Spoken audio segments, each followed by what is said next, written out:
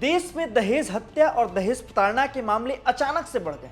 Internet पर लगातार बहस हो रही, हर रोज एक मामले आ रहे हैं। पहले भोपाल से ट्विशा शर्मा का मामला आया, फिर ग्रेटर नोएडा से दीपिका नागर का, और अब ग्वालियर से पलक रजक का आया। पलक रजक की मौत भी संदिग्ध परिस्थितियों में ससुराल में हुई। इससे पहले ट्विशा शर्मा की जी मौत थी, वो भी उनके ससुराल भोपाल में संदिग्ध परिस्थितियों में हुई थी। ट्विशा के परिवार वालों ने कई तरह के गंभीर आरोप लगाए। ट्विशा की शादी जिस घर में हुई है वो परिवार बेहद रसूखदार है। यह बात आप जान चुके हैं कि उनकी सास जो है रिटायर्ड जज हैं, उनके पति जो हैं क्रिमिनल लॉयर हैं, और ट्विशा सिर्फ 33 साल की थी, बेहद पढ़ी लिखी थी, फिल्मों में भी काम किया था। लेकिन उनके जो स्क्रीनशॉट और जो चैट वायरल हो रहे हैं वो काफ़ी चौंकाने वाले हैं। ट्विशा की मां का कहना है कि मेरी बेटी को इस हद तक प्रताड़ित किया गया जिसकी आप कल्पना नहीं कर सकते। ट्विशा 2 महीने की प्रेग्नेंट थी, उनका जबरन एबॉर्शन कराया गया और उनका पति यहाँ तक कहता था कि ये बच्चा मेरा नहीं।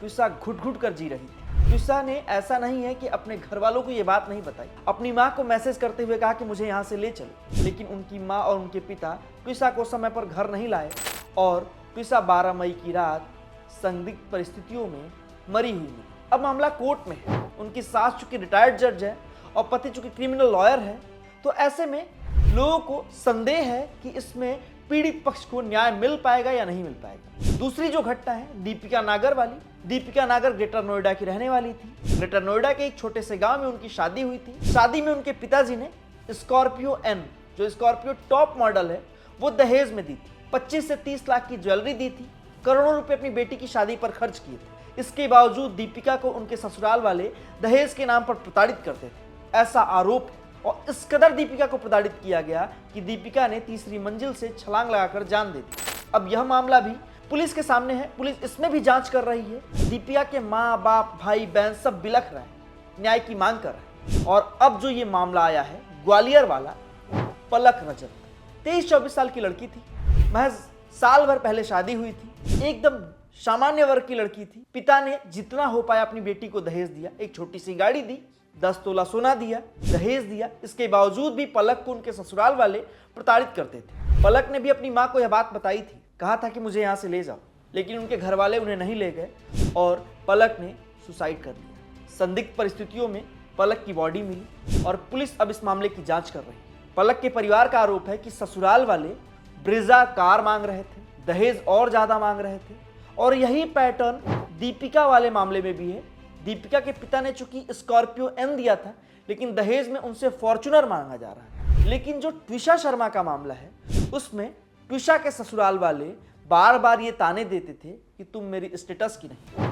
और ये जो 3 मौतें हैं, ये तीनों नवविवाहिता थी और इन तीनों की मौत संदिग्ध परिस्थितियों में हुई। और इन तीनों मौतों ने इंटरनेट पर एक बहस छेड़ दी कि क्या वाकई आज भी हमारे समाज में दहेज लोभी भरे पड़े हैं। वाकई इतने क्रूर लोग हैं जो दहेज के लिए बेटियों को, बहुओं को मार देते हैं। दहेज हत्या, दहेज उत्पीड़न के नाम पर दूसरा खेल भी चलता है। कई ऐसे मामले आते हैं जिसमें लड़कियां हैं, बहुएं हैं, जो अपने ससुराल वालों को फर्जी आरोपों में फंसाती हैं।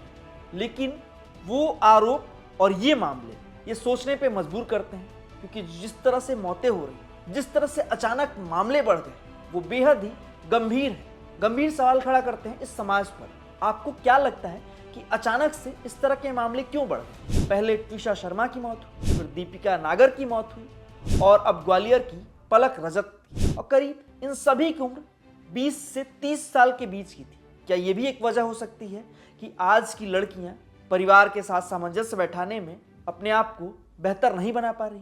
आप अपनी राय जरूर दीजिएगा कि क्या हो सकता है।